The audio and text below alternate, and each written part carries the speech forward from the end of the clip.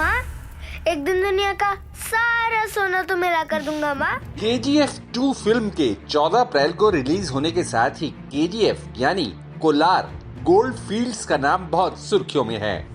आखिर क्या है इस खदान की कहानी और अब ये खंडर बनी खदान इस इंतजार में है कि कब उसके फिर सुनहरे दिन लौटेंगे। जानकारों के मुताबिक अब भी इस खदान में बहुत सारा सोना छुपा हो सकता है। आइए अब आपको बताते हैं KGF यानी कोलार गोल्ड फील्ड्स के बारे में।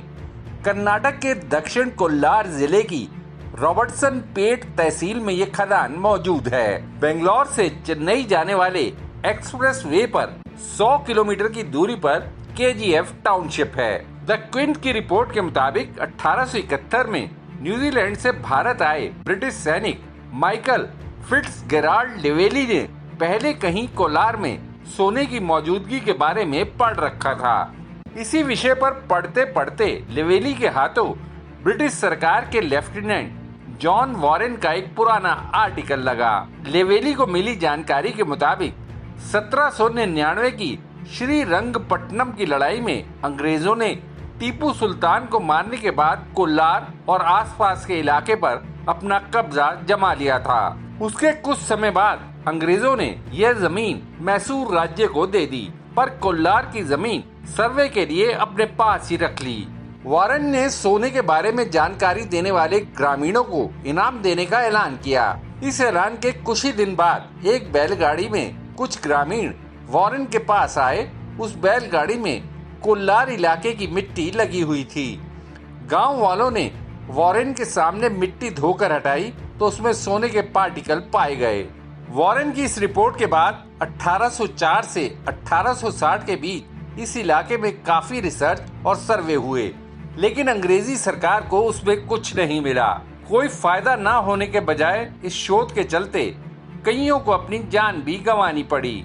उसके बाद वहां होने वाली खुदाई पर प्रतिबंध लगा दिया गया।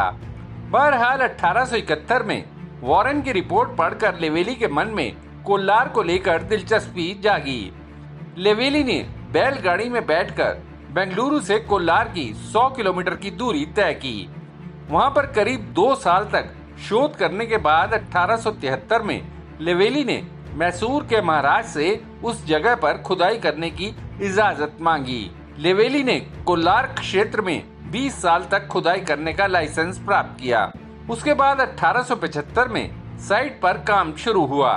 KGF की खानों में पहले रोशनी का इंतजाम मशालों और मिट्टी के तेल से जलने वाले लालटेन से होता था, लेकिन ये प्रयास नाकाफी था, इसलिए वहाँ बिजली का उपयोग करने का निर्णय लिया गया। इस तरह KGF बिजली पाने वाला भारत का पहला शहर बन गया।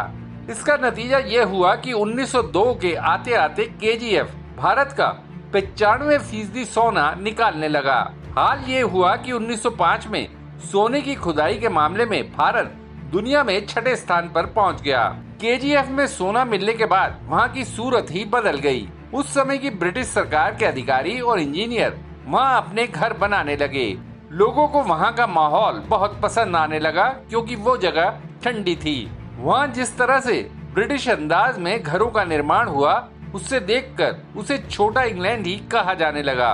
देश को जब आजादी मिली तो भारत सरकार ने इस जगह को अपने कब्जे में ले लिया।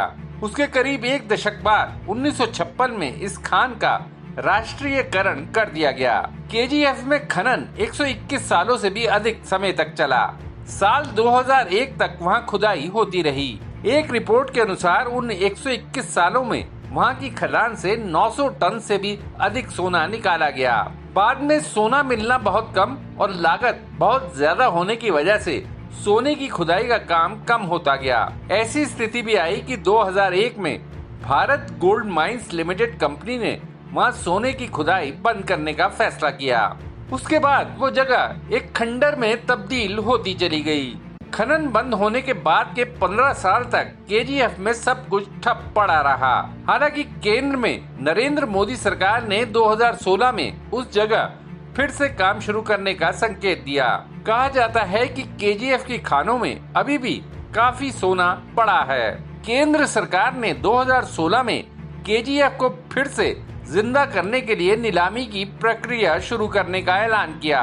हालांकि अभी तक साफ नहीं हो पाया कि इस ऐलान के आगे क्या होने जा रहा है। देना उनको कि मैं आ रहा हूँ अपनी KGF लेने। Bureau report, देशनामा।